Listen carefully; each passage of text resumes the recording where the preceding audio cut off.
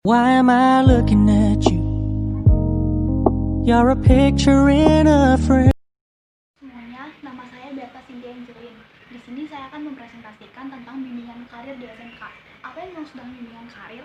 Bimbingan karir adalah suatu proses layanan bantuan yang diberikan oleh saya sebagai konselor kepada konseli untuk membantu konseli tentang memahami dirinya, merencanakan karirnya, dan juga mengetahui jenis-jenis karir yang akan dia masuki.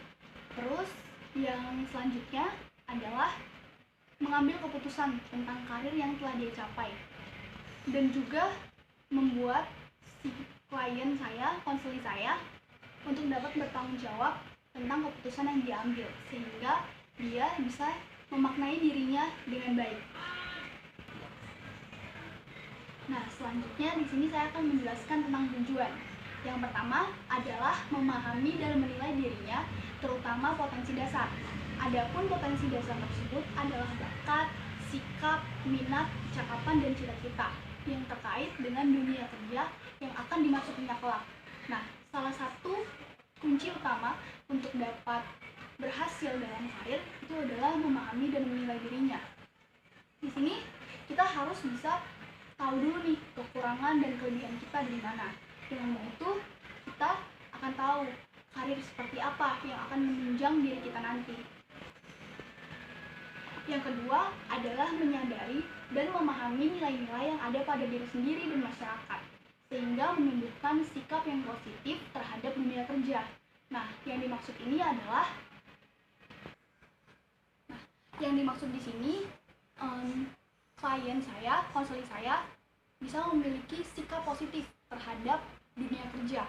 Nah, di mana dia bisa mengambil pekerjaan ataupun karir sesuai dengan nilai dan norma yang ada dalam masyarakat. Nah, lagi di saat dia sudah terjun ke dalam karirnya dan mungkin dia memiliki jabatan yang lebih tinggi daripada orang lain, dia tidak menganggap orang yang ada di bawahnya ataupun karir orang lain itu rendah.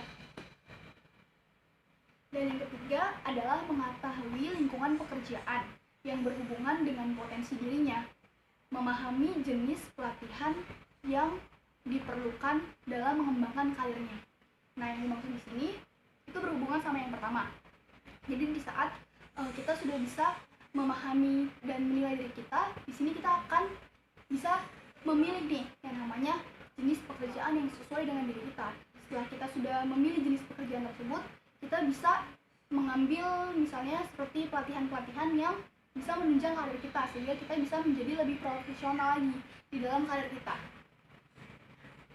Dan yang keempat adalah menentukan dan dapat mengatasi hambatan-hambatan yang disebabkan oleh diri sendiri maupun lingkungan. Nah, yang kita tahu nih ya, di saat kita sudah terjun ke dalam dunia karir, di situ pasti banyak sekali hambatan-hambatan, entah itu yang berhubungan dengan internal maupun eksternal. Nah, contoh salah satu yang hambatan kita nih di dalam internal, dengan kemajuan zaman yang semakin berkembang, pasti banyak sekali hambatan-hambatan yang kita lalui. Contohnya kualifikasi yang tinggi, tapi kita masih belum mampu untuk memenuhi kualifikasi tersebut. Nah, itu kan adalah suatu hambatan. Ini juga sebagai tantangan untuk kita agar kita dapat melalui hambatan tersebut. Bagaimana caranya? Nah, di situ juga diajarkan di bimbingan karir agar kita bisa menggali lagi potensi yang ada dalam diri kita gitu. Dan yang kedua itu adalah di bidang eksternal. Nah, di bidang eksternal itu bisa dengan lingkungan yang tadi. Nah, kalau yang di lingkungan itu misalnya dengan orang-orang teman kerja kita, pasti banyak banget yang namanya kita memiliki teman kerja tapi tidak sesuai dengan pribadi kita. Jadi mungkin aja ada yang namanya percekcokan. Nah, itu juga diajarkan di bimbingan karir. Itu mungkin bisa berbentuk soft skill, di mana kita bisa berbicara, kita bisa belajar berempati dengan orang lain. Nah, yang kelima adalah merencanakan masa depan. Di saat kita sudah menentukan karir, pasti kita sudah merencanakan yang namanya masa depan kita akan seperti apa, entah itu dalam bidang sosial dan bidang ekonomi. Nah, yang terakhir adalah membentuk pola-pola karir, kecenderungan dengan arah karir. Contohnya, Di sini saya adalah seorang guru BK. Nah, kecenderungan karir saya ya seperti konseling, mendidik anak murid dan sebagainya. Dan misalnya juga dokter. Nah, kecenderungan karirnya pasti dia mengobati, dia melayani masyarakat. Seperti itu tidak ada yang namanya dia insinyur tapi dia bidang memasak. Itu mungkin boleh-boleh saja, tapi kecenderungan karir itu biasanya sesuai dengan karir yang ia geluti. Selanjutnya di sini saya akan menjelaskan tentang prinsip-prinsip. Yang pertama adalah bimbingan karir ditujukan untuk semua individu.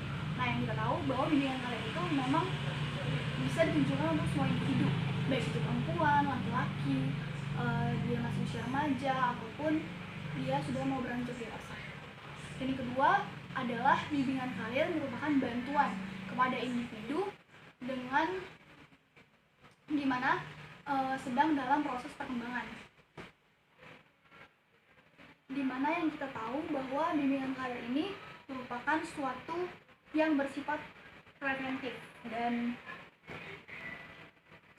dimana kita sebagai konselor ataupun guru BK memberikan pencerahan gitu tentang karir kepada siswa ataupun siswi kita yang masih belum mengetahui tentang karir, sehingga mereka bisa mengetahui karirnya dengan tugas perkembangan mereka gitu. Yang ketiga adalah yang selanjutnya adalah bimbingan karir bersifat individual.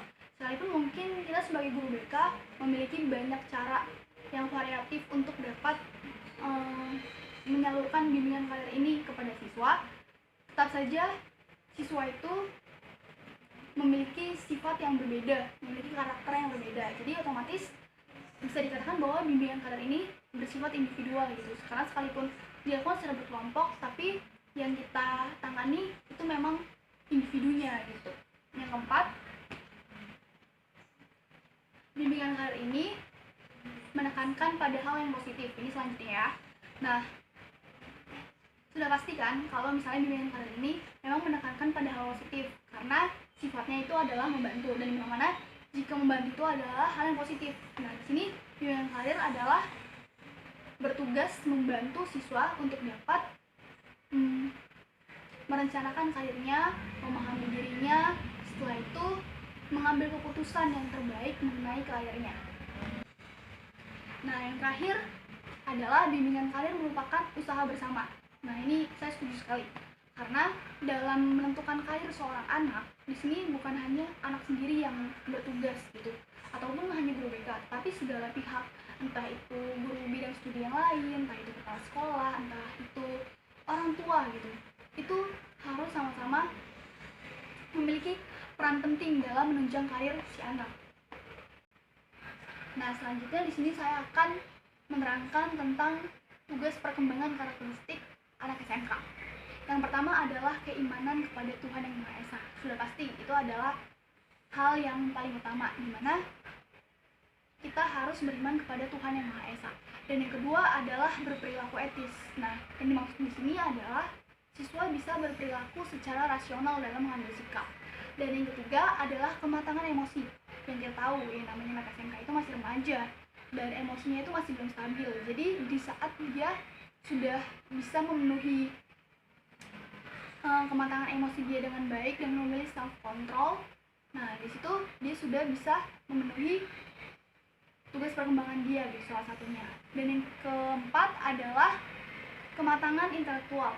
Nah, kematangan intelektual ini bukan hanya sekedar tentang pengetahuan, tapi banyak sekali aspek-aspek yang lain. Misalnya tentang bagaimana cara siswa bisa memecahkan masalah, setelah itu siswa bisa bertanggung jawab akan sesuatu yang dia ambil juga, itu juga termasuk. Dan siswa juga bisa mengambil resiko gitu, dimana dia juga seperti yang tadi saya bilang, dia bertanggung jawab akan sesuatu yang sudah diambil. Nah, selanjutnya itu adalah kesadaran tanggung jawab sosial. Nah, yang kita tahu bahwa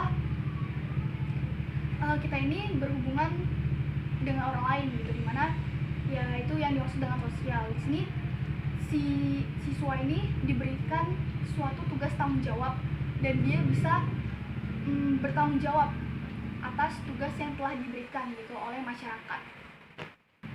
Yang selanjutnya adalah pengembangan pribadi. Nah, yang dimaksud dengan pengembangan pribadi ini adalah kita dapat memahami dan menilai diri kita, baik itu kekurangannya ataupun kelebihannya, dan kita bisa yang namanya mengatasi kelebihan dan kekurangan yang kita punya. Dan yang selanjutnya adalah kematangan hubungan dengan teman sebaya. Nah, yang namanya anak SMK itu masih remaja, ya kan? Nah, pasti yang namanya teman itu adalah sesuatu yang bisa dikatakan salah satu yang menjadi prioritas gitu. Nah, di sini juga murid SMK ini dituntut untuk bisa memiliki hubungan yang baik dengan teman. Nah, yang dimaksud dengan hubungan yang baik dengan teman bisa juga dengan seperti mereka memilih teman yang baik untuk mereka gitu. Jadi bukan hanya asal berteman, tapi mereka juga harus bisa mempertanggungjawabkan pertemanan mereka.